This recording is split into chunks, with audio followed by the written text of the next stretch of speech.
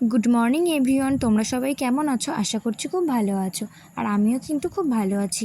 এখন প্রায় 7টা 7:30 বাজে। আমরা কিন্তু ঘুম থেকে উঠে রেডি হয়ে বেরিয়ে পড়েছি তোমাদের দাদাভাইয়ের পিসির বাড়ি যাওয়ার জন্যে।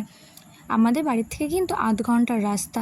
তা হলেও সকাল সকাল বেরিয়েছি, কারণ রাস্তায় না প্রচণ্ড রোদ্দুর, আর এই গরমে না বেরোতে গেলে প্রচণ্ড কষ্ট হয়। তো তাই জন্য একটু সকাল সকাল বেরিয়েছি, জানো, তাড়াতাড়ি পৌঁছে গেলে টাইমটা একটু বেশি কাটানো যাবে আর গরমটা একটু কম লাগবে। তো তোমরা ব্লগটা দেখতে থাকো, আশা করছি খুব ভালো লাগবে। আর তোমাদের সঙ্গে কথা বলতে বলতে আমরা কিন্তু ওর পিসির বাড়ি চলেই এসেছি। আর এই যে পুকুরটা দেখছো, এটা কিন্তু ওর পিসিদেরই পুকুর। অনেকটা বড় আর অনেকটা মাছ আছে ওখানে। যেহেতু এদের মাছেরই চাষ, তাই জন্য অনেক অনেক পুকুর আছে, তোমাদের সঙ্গে একদিন শেয়ার করব। আর তারপরে উপরে চলে এসেছি। আর আসার পরেই কিন্তু একটু জল দিয়ে খেয়ে নিলাম। আর দুপুরে খাওয়া দাওয়ার ভিডিওটা কিন্তু আর করতে পারিনি, কারণ প্রচণ্ড গরম ছিল। আর দেখো আমি কিন্তু নিচে শুয়ে আছি, কারণ খাটে না শোয়াই যাচ্ছিল না। যেহেতু ওদের ওপরে ছাদ ছিল আর কোনো গাছ ছিল না, যার জন্য ওদের ঘরটা কিন্তু প্রচণ্ড গরম হয়।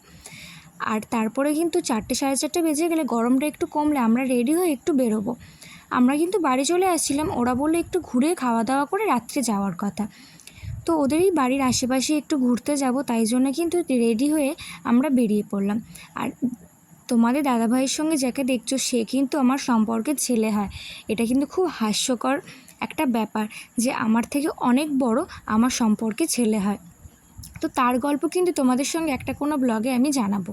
তারপর দেখো আমরা রেডি হয়ে বেরিয়ে যাচ্ছি। আর ওর কিন্তু কিছু ফ্রেন্ড আসবে, তারা মিলেই কিন্তু আমরা ঘুরতে যাব। অ্যাকচুয়ালি কোথায় যাব সেটা কিন্তু এখনও ঠিক করা হয়নি, বেরিয়েছি, দেখা যাক কোথায় যাওয়া যায়।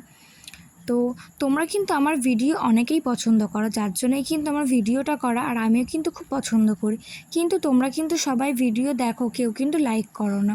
এটার জন্য কিন্তু আমার খুব খারাপ লাগে। তো তারপর দেখো কথা বলতে বলতে চলে এসেছি। আর ওরই একটা মানে চেনা জানা রেস্টুরেন্টে এসেছিলাম। রেস্টুরেন্টটা কিন্তু খুব সুন্দর, এখনও পুরো ফুল কমপ্লিট হয়নি, ওপরটা এখনও তৈরি হচ্ছে। আর ওখানের খাবার দাবার কিন্তু প্রচণ্ড টেস্টি। আমরা কিন্তু মোগলাই অর্ডার করেছিলাম আর কফি অর্ডার করেছিলাম। কফিটা জাস্ট ওয়াও ছিল। আমি এমনিতেই চা কফি খাই না, সেটা আমার ভিডিও যারা দেখো তারা কিন্তু খুব ভালো করেই জানো। তাহলেও আজ এই কফিটা কিন্তু আমি খেয়েছিলাম।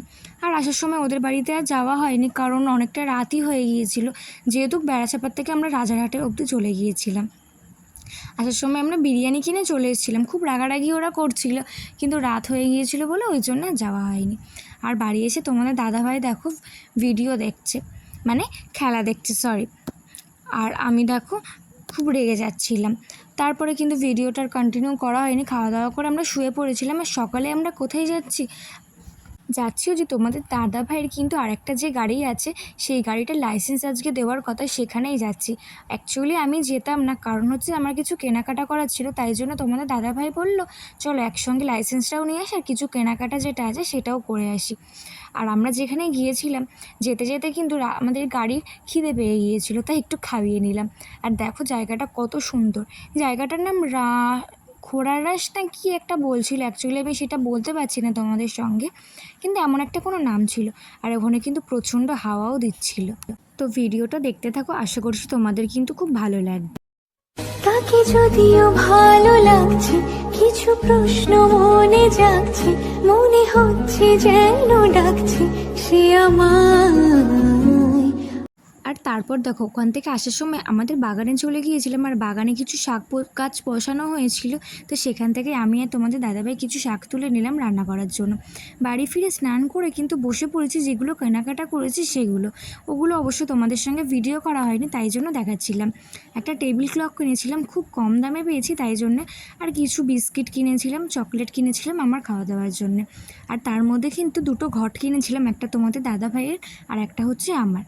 আমরা দুজন বেট করেছিলাম কে কত টাকা জমাতে পারে। তো দেখো ফার্স্টেই কিন্তু আমি বেশি টাকা জমিয়ে ফেলছি, কারণ হচ্ছে আমি 20 টাকা জমিয়েছি আর তোমাদের দাদাভাই 0 টাকা জমিয়েছি, মানে 1 টাকাও ওখানে ফেলিনি। তো সেটা নিয়ে আমরা কথা বলছিলাম আর হাসাহাসি করছিলাম। তো এরকম কিন্তু আমাদের চলে থাকে। আর তোমাদের কার কার এমন হয় সেটা কিন্তু আমাকে কমেন্ট করে জানাতে একদমই ভুলো না। তো তারপর দেখো দুপুরে খাওয়া দাওয়া করে নেব। আর খাওয়া দাওয়ার পরে সন্ধ্যাবেলা কিন্তু একটু মোমো বানাবো। আর তোমাদের দাদাভাই কিন্তু আমাকে অনেকটাই হেল্প করবে, ও কিন্তু প্রায় কাজেই আমাকে হেল্প করে। আর এটাতেও আমাকে হেল্প করছে। তারপর দেখো মোমোটা হয়ে যাওয়ার পর সন্ধ্যাবেলা একটু খাওয়া দাওয়া করে নিচ্ছি। আর রাত্রে রান্নাবান্নার ঝামেলায় আর যাবো না, তোমাদের দাদাভাই মোগলাই নিয়ে আসবে, সেটাই কিন্তু ডিনারে খাওয়া হবে। ভিডিওটা আর কন্টিনিউ করতে পারিনি কারণ আমার শরীরটা অনেকটাই খারাপ হয়ে গিয়েছিল। আমার কিন্তু কি হয়েছে সেটা আমি তোমাদেরকে কোনো নেক্সট ব্লগে আমি তোমাদেরকে জানিয়ে দেব। তো ভিডিওটা এখানেই এন্ড করছি। ভিডিওটা ভালো লাগলে একটা লাইক অ্যান্ড শেয়ার করে দিও। Love you all. দেখা হবে কোনো একটা নেক্সট ব্লগে। বাই।